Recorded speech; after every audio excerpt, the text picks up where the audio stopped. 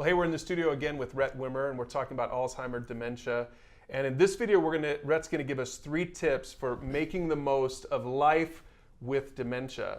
So, Rhett, what would you say to that family that is dealing with this right now? I know this is going to be a really useful video for them. What do you have for them? Number one is you need to be documenting as much as you possibly can. That's going to include favorite foods, including favorite activities to do, old tasks that perhaps dad used to do at work or mom used to do in the office. Those things that created a sense of meaning, purpose, identity for that individual. Because though it won't always show itself, very often those activities and finding adaptations of them for that individual to participate in is still going to create that sense of purpose, of identity and meaning in their lives. And I would be sure to use the 5 senses as you're doing that. So that favorite chocolate chip cookie recipe, making that together, because that is tactile, that has smell, that has taste. There's so many good things that you can create what we call sensory recall. It's that, smelling that perfume of that old girl that you used to date, and all those memories that come back. That happens for all of us. So incorporate the 5 senses. Additionally, what you want to do is that when you're going, let's say you're going to grandma's house to visit her, you want to make sure that you're making the most of that visit while you're there. And that history of the individual is going to help you to do that. So you can sit down and, for example, pull out a photo album of things that you put together, and talking about some of those favorite memories that you had together.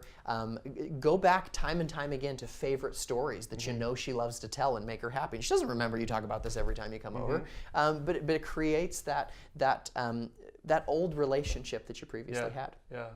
So those meaningful moments are good. And you're saying even if the grandma or grandpa isn't responding necessarily to it, they don't remember it, it's still helpful to do that? Yeah, absolutely. There's a lot that's going on that you can't see, and you'll still catch plenty of moments of familiarity there. You'll know that it's there. Yeah, it's good.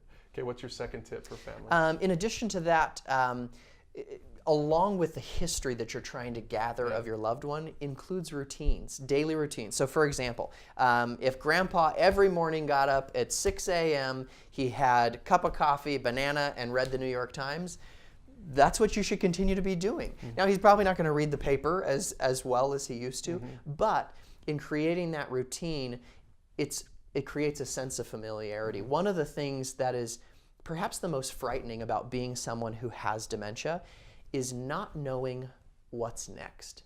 I mean, imagine your life without any semblance of routine or system, a systematic progression of the day.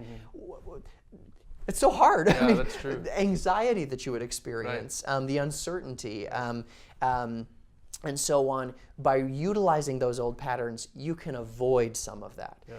One specific one that I would even give you that maybe sounds ridiculous is with mom, find out in what order she likes to wash her body in the shower. Or does she prefer a bath? Whatever it is that we can do, if we can know that if we get the soap all lathered up and then put it in a washcloth, she might still go to town and do it herself without a caregiver or you needing to do that for her. The idea is recreating old routines in order to help mom or dad maintain their highest level of independence and functioning that they can, as long as they can. And a sense of their identity. That's exactly right. That's exactly right. Dignity to do in. it for themselves. Yeah, that's good. Now, what about new routines? Maybe for someone who's watching this video saying, I don't really totally know all the routines, and maybe mom or dad can't articulate that now. Is a routine valuable in and of itself?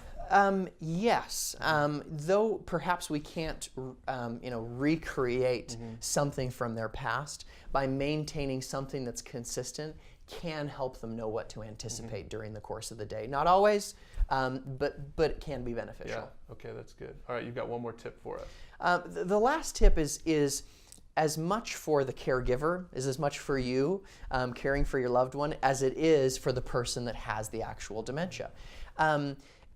Because one thing that we as caregivers fail to do so regularly is to care for ourselves. it becomes all about the person. It becomes all about the diagnosis, all about them. And in the process, we damage our own mental, physical, and emotional health. The last tip is that you need to capture as best you can those best parts of your relationship and favorite memories of that individual. And so at the first sign of those symptoms, and even before then, just as part of your own family history, I would be capturing those memories on your cell phone, be capturing the audio, capturing the video of when Uncle John almost burned down the barn. Let them tell those stories, because it creates meaning now that you as a caregiver can relive on hard days, because hard days are going to come, and you can even go through that and watch it with your loved one. But anything you can do to help keep that old relationship alive and vibrant for yourself is really beneficial, because your relationship is going to change and you won't be always able to maintain it with the individual that's still living. Yeah, that's good. Well, those are 3 really good tips, Rhett. And if you're watching this and if you have some of your own suggestions or tips, you can place those in the comments below this video. And don't forget, if you're watching this with a family or with a group, use those questions below to talk about this, because these videos are all about opening up the conversation so that you can move forward and really deal with Alzheimer's, dementia in a healthy way. So use those questions below, and we'll see you in the next video. Thanks.